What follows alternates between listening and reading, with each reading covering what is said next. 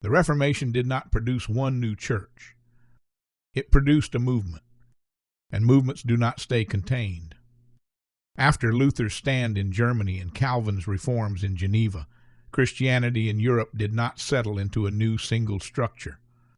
It multiplied. Lutheran churches formed across Germany and Scandinavia. Their theology emphasized justification by faith, sacramental continuity, and structured liturgy rooted in reform. In Switzerland and the Netherlands, the Reformed tradition developed, emphasizing God's sovereignty, covenant theology, and a disciplined church structure governed by elders. In Scotland, John Knox carried Calvin's ideas north. Presbyterianism took root. Elder-led governance, structured confessions, and a deeply theological church culture. But in England, the story unfolded differently. The English Reformation was shaped as much by politics as theology. When King Henry VIII separated from Rome, it was not initially over justification by faith. It was over authority and succession. The Church of England retained bishops, liturgy, and much of its structure, but gradually adopted Protestant doctrine. And that created tension. Some believed the English church had been reformed enough. Others believed it had not gone far enough.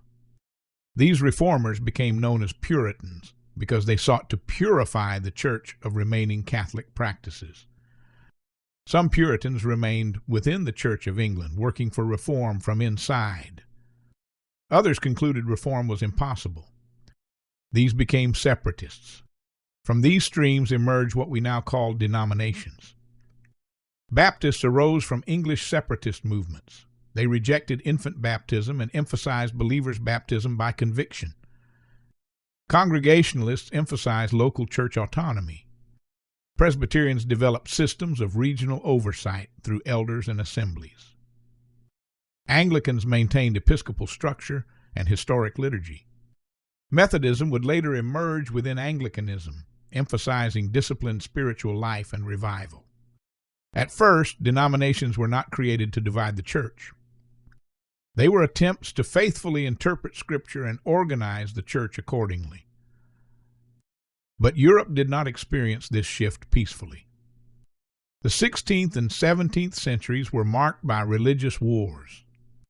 The 30 Years' War devastated Central Europe. Confessional identity became tied to political allegiance. Faith and power intertwined. For many, religious conviction became dangerous.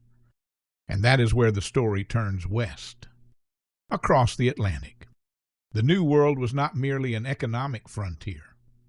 It was a religious frontier. In 1620, a small group of English separatists boarded a ship called the Mayflower. They were not wealthy. They were not powerful. They were seeking freedom to worship according to their conscience. When they arrived in New England, they formed covenant communities. Church membership was intentional. Communities were built around shared confession. Soon after, larger waves of Puritans arrived in Massachusetts Bay. They did not come to create religious diversity. They came to build a city upon a hill, a model Christian society. Church and civic life were deeply intertwined. Yet even in New England, disagreement emerged. Roger Williams challenged the union of church and state. He argued for liberty of conscience. He founded Rhode Island. Anne Hutchinson challenged clerical authority, emphasizing assurance and grace. The American religious experiment was already becoming complex.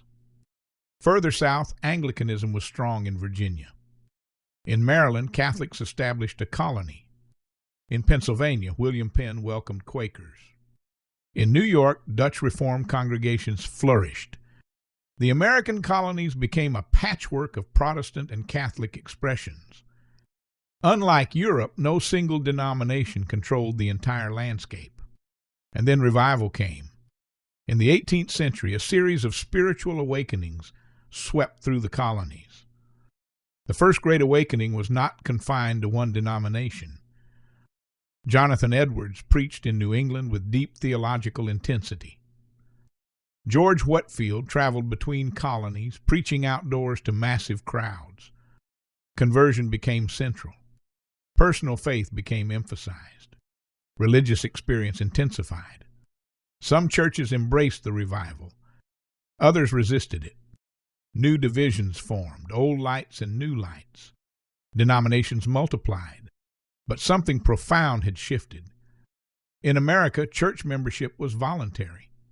It was not determined by the state. Faith was chosen. This voluntary system changed everything. It meant denominations could coexist. It meant theological differences did not require political enforcement. It meant religious competition existed, and competition fostered growth. As America expanded westward, so did denominations. Methodists rode horseback across the frontier. Circuit riders preached in cabins and fields. Baptists grew rapidly among rural populations. Presbyterians established seminaries and educational institutions. Denominations became missionary movements. Education was not an afterthought. It was foundational. Harvard was founded in 1636 to train Puritan ministers. Yale emerged to preserve Orthodox Calvinism. Princeton trained Presbyterian clergy. Later, institutions like Brown, Columbia, and Dartmouth were shaped by denominational commitments. Universities in America were born from theological conviction. The story of denominations in America is not merely fragmentation. It is expansion. It is mission. It is adaptation. Immigration in the 19th century added new layers. Lutherans from Germany, Catholics from Ireland and Italy, Reformed churches from the Netherlands, Orthodox Christians from Eastern Europe. The American religious landscape became one of extraordinary diversity. By the 19th and early 20th centuries, revival movements sparked new denominations: Pentecostalism, holiness movements, restorationist groups.